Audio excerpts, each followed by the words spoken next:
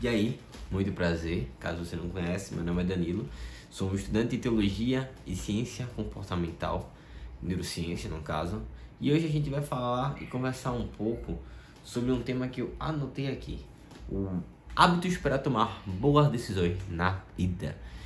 A vida, a gente precisa, para viver uma vida produtiva, uma vida boa, saudável, até o final da vida a gente precisa fazer boas decisões. E muitas vezes a gente vai tomar muitas mais decisões que a gente poderiam ser evitadas simplesmente se a gente usasse alguns hábitos, principalmente que já estão escritos na Bíblia. Se você colocar a Bíblia como um guia. Se você não tem a Bíblia como um guia, use a Bíblia como um livro informativo de lições para você usar sobre o dia a dia. E você leia e aplique lá que você tem muitos ensinamentos. Então vamos lá. Eu vou contar uma história para vocês. No ano 2000, a Netflix, ela era uma pequena empresa, uma startupzinha. E nesse momento que ela era uma startup, ela estava buscando esse seu crescimento. Então o que ela fez? Ela buscou uma das grandes do mercado, chamada Blockbuster, e se ofereceu para ser comprada, para ganhar esse investimento e crescer ainda mais.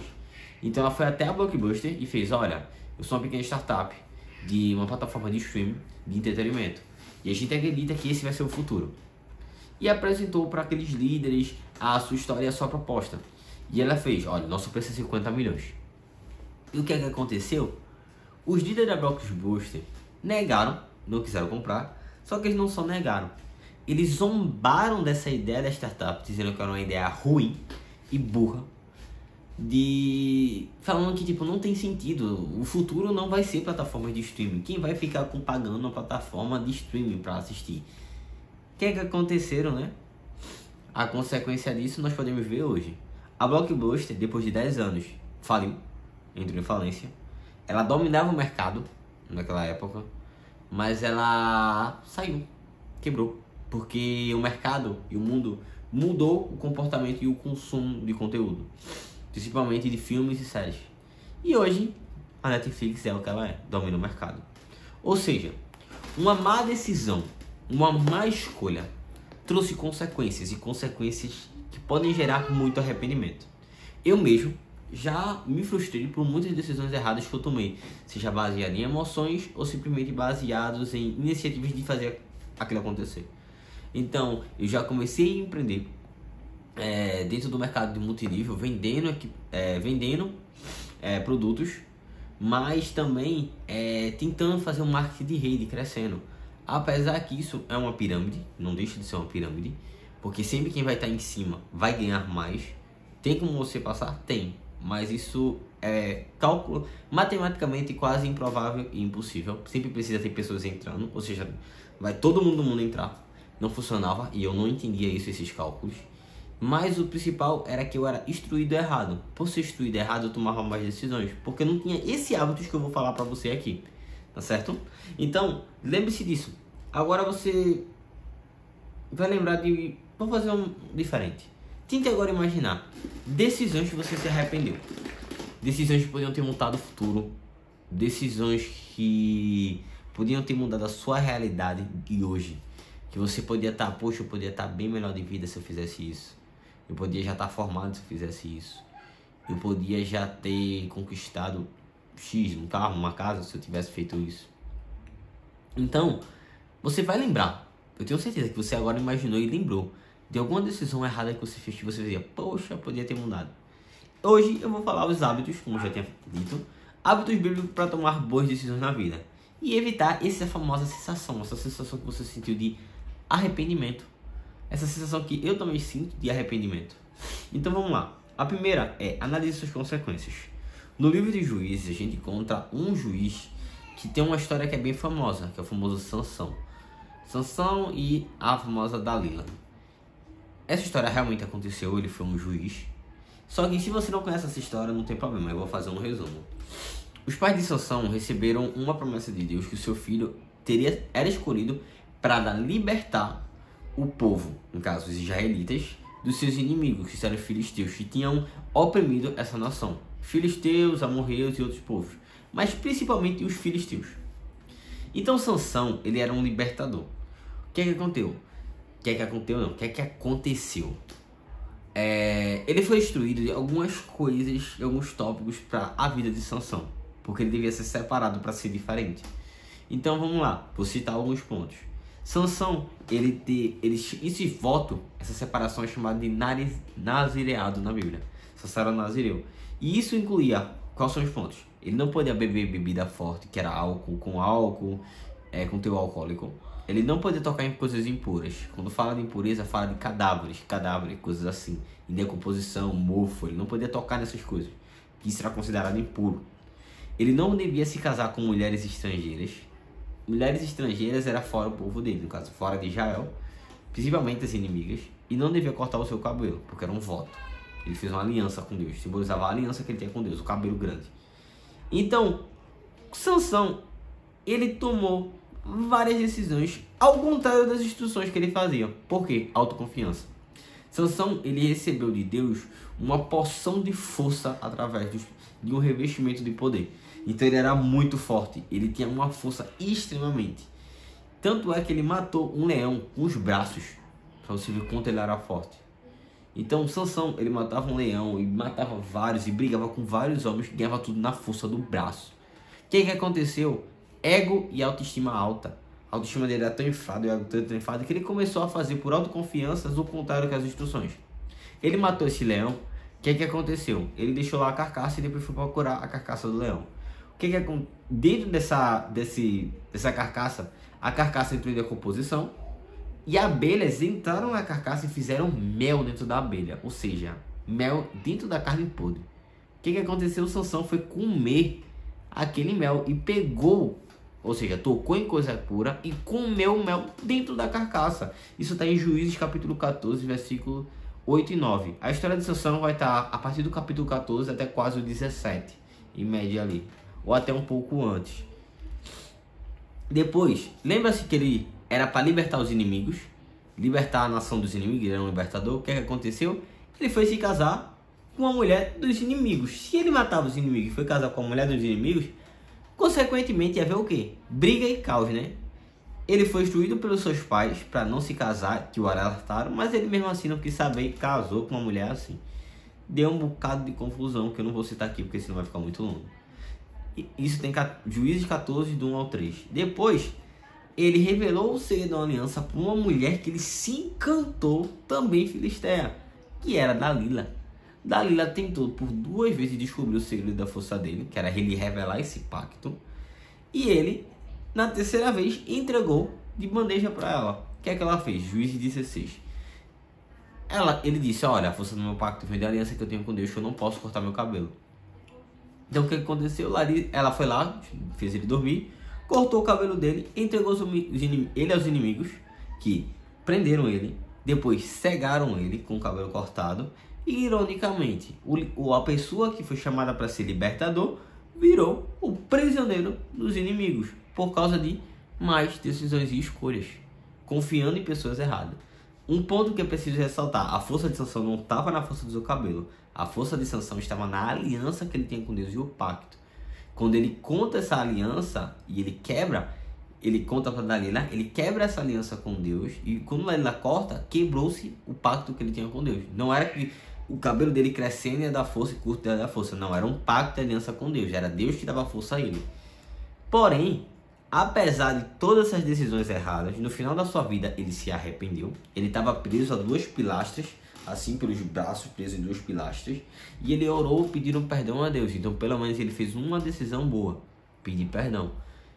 Deus o concedeu e ele ganhou força. Ele estava preso em 2 pilares dentro de um local que estava tendo festas e zombarias do inimigo, zombando dele. Olha que ele era o Sansão, ó. Olha como ele está hoje, todo mundo zombando da cara dele. E ele, por força, ele pediu a Deus que deu mais força, pediu perdão, derrubou as pilastras e matou todo mundo que estava lá dentro, matando mais filisteus do que antes, quando ele estava com cabelo grande, em toda a sua vida, literalmente. E alcançou misericórdia e redenção. A gente sabe porque em Hebreus 12 ele é citado como um dos heróis da fé. Então, qual é a lição que podemos tirar nisso? Você tem que estar alinhado com o seu propósito e visão para tomar boas decisões. Você precisa saber analisar se aquilo e as consequências daquilo que você está tendo vão ser pontos positivas ou negativas para o propósito que você foi chamado. Ou seja, você tem que analisar as consequências. Ele tomou várias decisões erradas que fugiam dos princípios, dos valores, do propósito dele. Tomou só uma certa aqui no final da sua vida, que foi pedir perdão. Mas a gente deve viver assim. Paralelo com o jogo de xadrez, como é que a gente deve viver? O jogo de xadrez tem o objetivo de você capturar o rei ou encurralar o rei atacando ele. Se você só encurralar, é empate, ele não tem como se mover, você afoga o rei. Você afogar o rei quer dizer que você empatou. Você tem que estar atacando o rei. Então você tem um objetivo, um propósito. Então você, toda vez que mexer uma peça, você deve pensar: como é que eu vou atingir o meu propósito? Como é que eu posso alcançar esse propósito que eu tenho na minha vida? E depois você deve pensar quais são as consequências dessa minha ação. Ou seja, você deve sempre estar tentando calcular as consequências das suas atitudes. Se eu falar tal coisa, o que é que pode acontecer? Se eu agir dessa forma, o que eu posso fazer? Se eu entrar na faculdade, se eu entrar nesse trabalho, se eu sair do trabalho, se eu migrar para tal ponto, se eu entrar no mercado, nesse mercado, se eu comprar essa fruta, você deve sempre estar analisando e pensando. Isso é um exercício que deve ser diário. Analisando sempre as atitudes e as consequências. Será que isso vai alinhar ou não vai? Quais frutos podem vir dessa decisão? Frutos bons ou frutos ruins? Então, vou citar um exemplo bem clássico. Muitas pessoas têm uma jornada de trabalho cansativa e precisam de dinheiro. Só que aí que vem a questão. Por precisar de dinheiro, eles começam a buscar renda extra. Essa renda extra vai gerar mais tempo.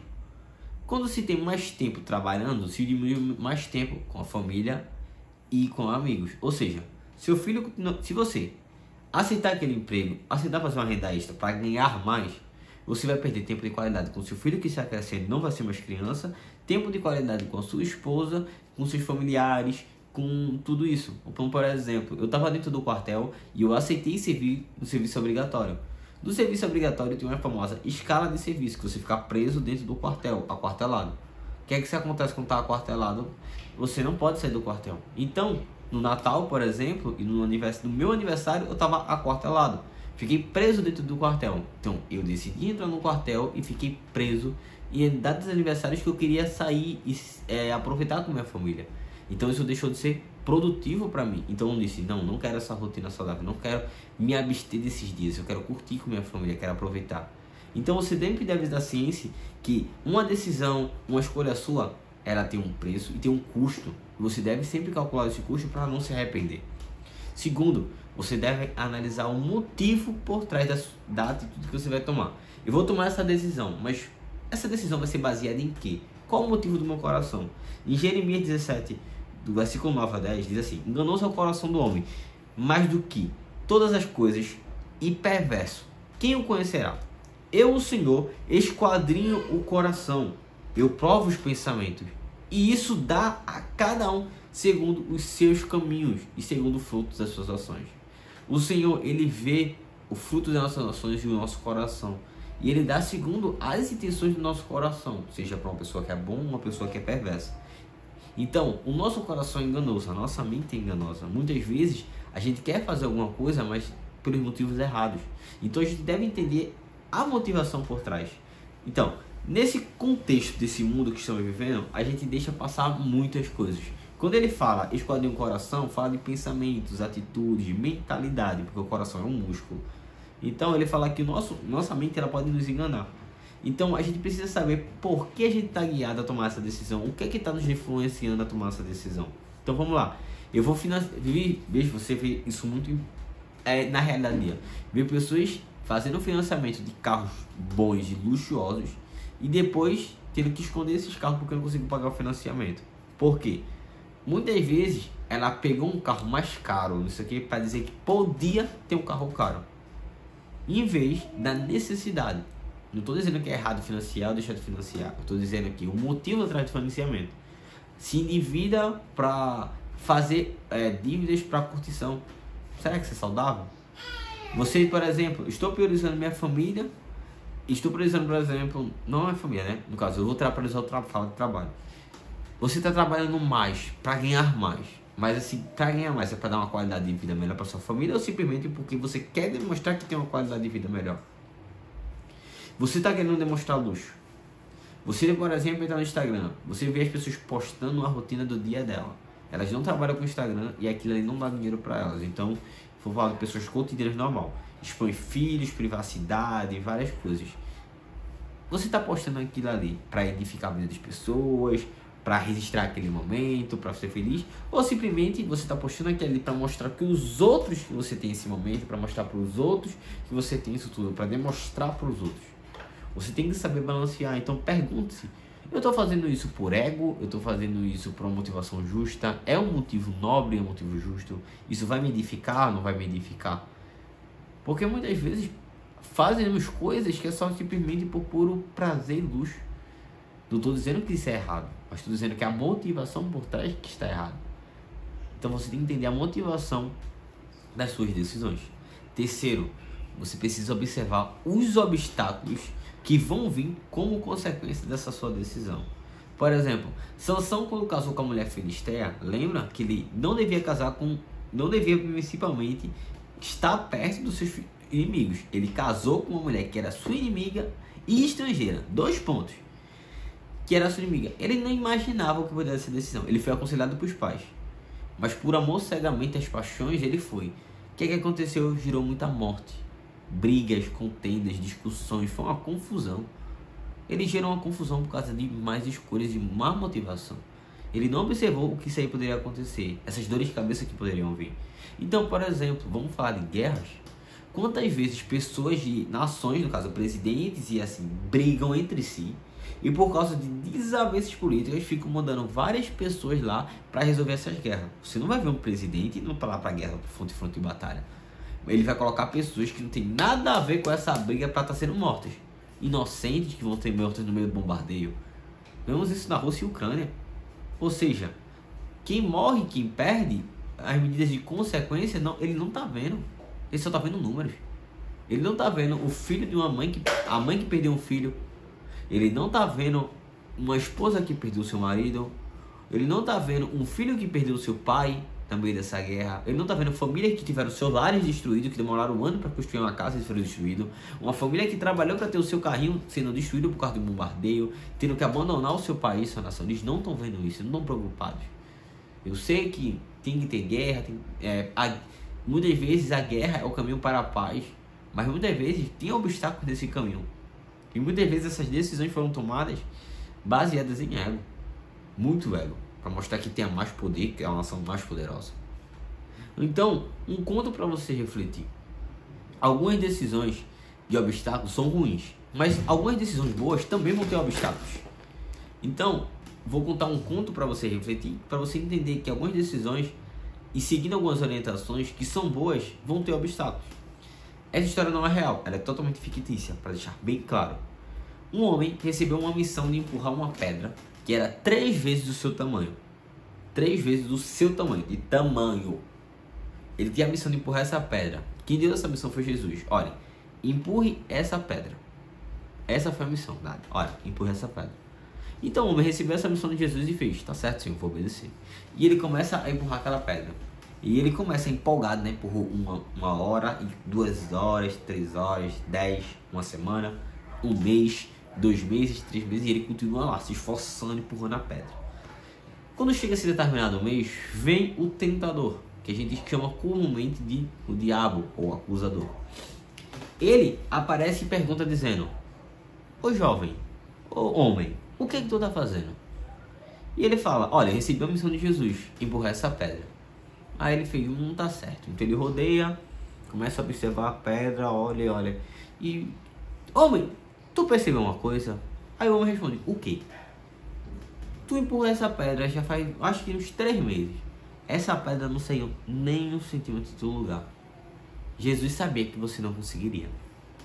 Naquela hora, ele se afasta, sai-se embora. E o homem cai assim em si, o semblante cai e ele faz: caramba, Jesus me enganou. Ele pediu para empurrar essa pedra, mas ele sabia que eu não tinha força para empurrar essa pedra. Por que ele fez isso? Porque eu perdi esse meu tempo aqui. Então aquele homem para de empurrar a pedra e vai esperar Jesus chegar. Quando Jesus chega, ele vai indagar Jesus: Jesus, por que tu me pediu para empurrar essa pedra se eu não tinha força para conseguir empurrar? Aí Jesus disse: Eu pedi para você empurrar essa pedra, não foi para mover a pedra. Eu pedi para você empurrar a pedra porque eu estou trabalhando em você, para você ganhar mais força. Olha agora os seus braços, olha as suas pernas, você ganha mais força todos os dias empurrando essa pedra. Ou seja, muitos dos desafios que a gente não consegue vencer e obstáculos que aparecem, eles são propriamente ditos para a gente tirar como lição e crescer na vida e ficar mais forte. A Netflix levou um não na cara, uma risadagem, mas ela não abaixou a cabeça. Ela foi buscar e foi crescer. Ela buscou crescer e hoje ela é uma líder do mercado. Então muitas coisas que vai acontecer não são para a gente obstáculos de decisões que vieram para a gente voltar na decisão atrás. Voltar atrás de uma decisão, recorrer, tentar revogar, não. Muitos desses desafios, mesmo que a gente não vença, são feitos para a gente amadurecer e crescer. E é assim que você deve olhar dentro dessa perspectiva. Você deve analisar os obstáculos e entender, caramba, eu vou passar por alguns obstáculos. E no meio desse obstáculo, você deve também entender, depois de ter tomado a decisão, que esse obstáculo, ele vai me fazer crescer. Eu vou tirar uma lição disso aqui. Então não é tipo, eu vou vencer ou vou perder. Não. Qual é a lição que eu tenho que tirar disso aqui? Eu não perco nem ganho, eu aprendo. Eu estou aprendendo. Eu ganhei, eu aprendi alguma coisa. Eu perdi, eu aprendi também. Então busca aprender. E é assim que a gente deve olhar as perspectivas dos obstáculos. Então, para finalizar, você aprendeu esses 3 pontos. Primeiro, analise as consequências das suas decisões. Tenha como um cálculo. Calcule tudo que pode acontecer ou que vai deixar de acontecer. Segunda coisa, veja a motivação por trás da sua decisão. Veja o seu coração, esquadrinhe ele, assim como o Senhor faz, para saber se as suas intenções são boas ou não. E o terceiro ponto, veja os obstáculos. Os obstáculos muitas vezes vão lhe ajudar a crescer mais e entender melhor a vida. Foi isso que você aprendeu. Seu futuro depende do que você aprende hoje. Caso você não tenha conseguido construir isso, meu filho tá chorando um pouco ali, está reclamando, eu já vou estar encerrando esse vídeo. Aqui na descrição vai ter o link das minhas redes sociais e da minha consultoria. Usando o cupom DANILO10, você vai estar ganhando uma consultoria comigo apenas por R$30 durante 7 dias para ajudar você a construir uma rotina com métodos tanto bíblicos e científicos para ajudar você a ter uma rotina mais saudável. Aqui nesse card vai estar aparecendo o botão para você se inscrever aqui no canal com a minha foto e aqui um vídeo para que você continue aprendendo comigo. Até o próximo vídeo.